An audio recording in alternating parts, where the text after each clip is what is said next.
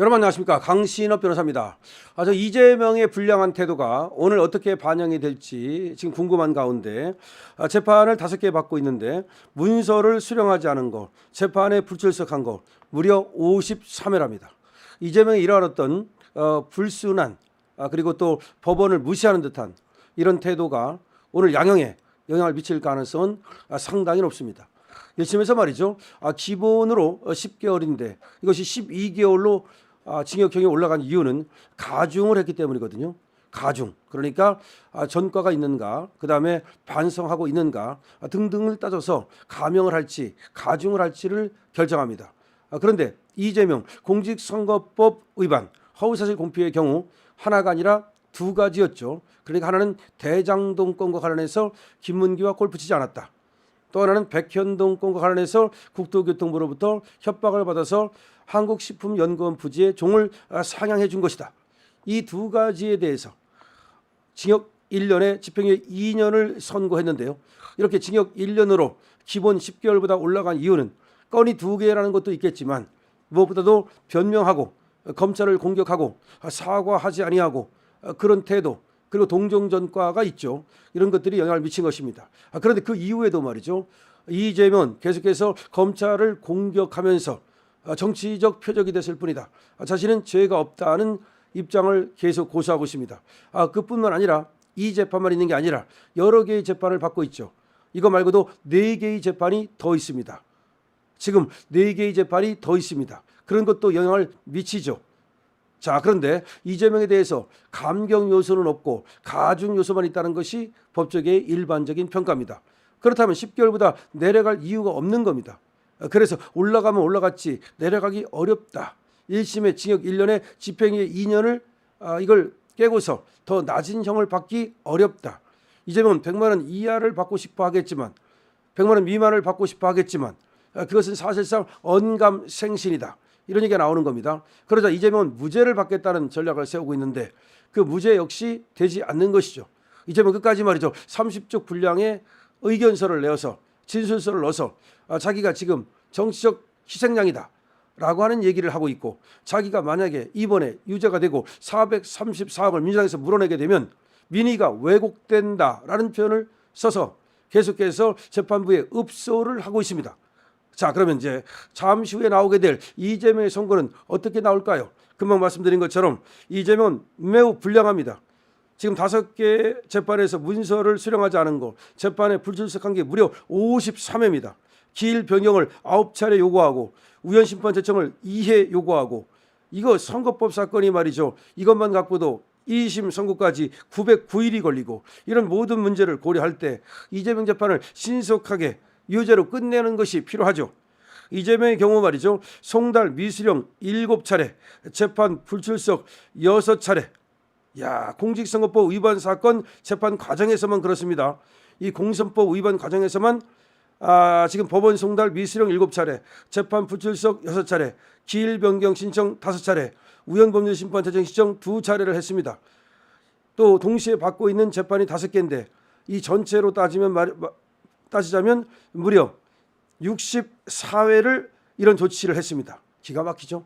국민의힘 구자근 의원실이 대법원에서 제출받은 자료 등을 분석한 결과 이 대표는 5개 형사재판 과정에서 법원 송달 미수령 26차례, 재판 불출석 27차례, 기일 변경 신청 9차례, 우연법률 심판 제청 2차례를 했습니다.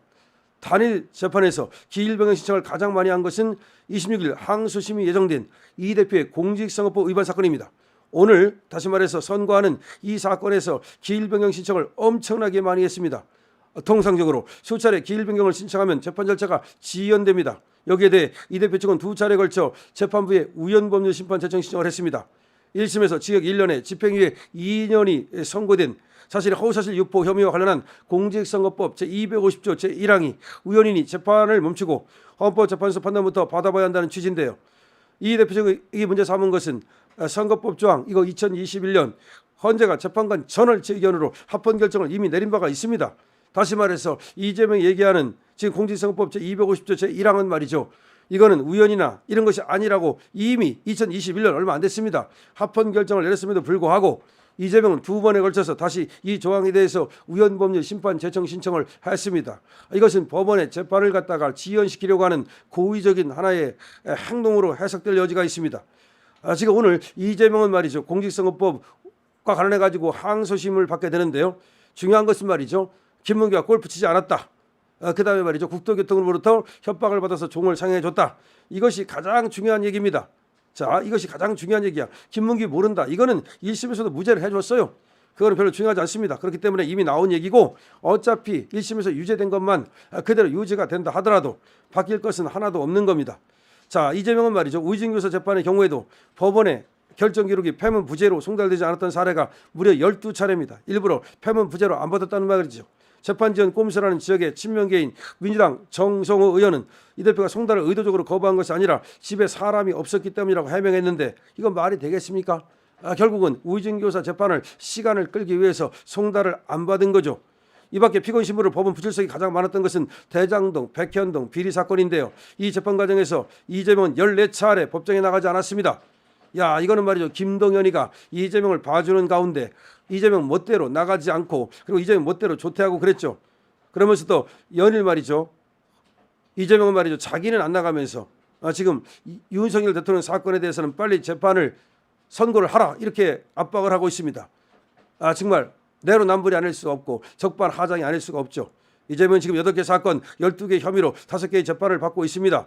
오늘 이제 909일 만에 2심 선고가 내려집니다. 자, 우진교사 사건은 현재 506일째 진행 중이고, 대장동 백현동 비리 사건도 735일째 1심이 진행 중입니다.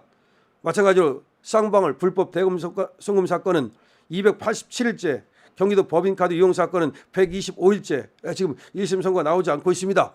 자, 이재명 5개의 재판을 받고 있습니다. 빨리빨리 이게 결과가 나와야 됩니다. 결과가 나와서 법적 정의가 실현되고 이재명이가 재과를 받아야 되겠죠. 그런데 이재명이 지금 이렇게 저렇게 말이죠, 법원을 우롱하고 있습니다. 법원을 무시하고 있습니다. 이런 태도에 대해서 공직선거법 재판부는 말이죠, 그야말로 지금 철퇴를 내릴 가능성이 있습니다. 철퇴를 내리면 그거는 법정 구속이 되는 겁니다. 철퇴를 내리면 법정 구속이 되는 겁니다. 물론 법정 구속 가능성이 높으냐, 그건 따져봐야 되겠습니다만은, 어쨌든 1심이 그대로 유지가 되고 아니면 1심보다 죄가 높아질 가능성도 없는 것은 아닙니다. 하지만 통상적으로 제가 변호사로서 본다면 1심이 유지, 1심 유지, 그리고 그대로 항소 기각, 이 가능성이 제일 높다는 말씀을 드립니다. 항소 기각, 이 가능성이 제일 높고, 그러면 형을 좀 깎아줄 가능성은 없습니까? 있습니다. 없는 것은 아닙니다. 하지만 가정 요소가 워낙 많고, 그리고 법원을 갖다가 무시하고 법 질서를 갖다가 무시했기 때문에 아마 깎아주지 않을 겁니다. 그래서 저는 항소 기각 가능성이 제일 높다라고 생각을 하는 거죠.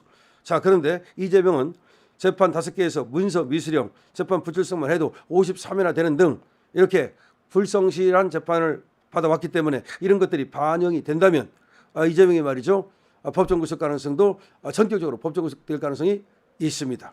자, 이재명 선고 지켜보죠. 강신업 TV입니다.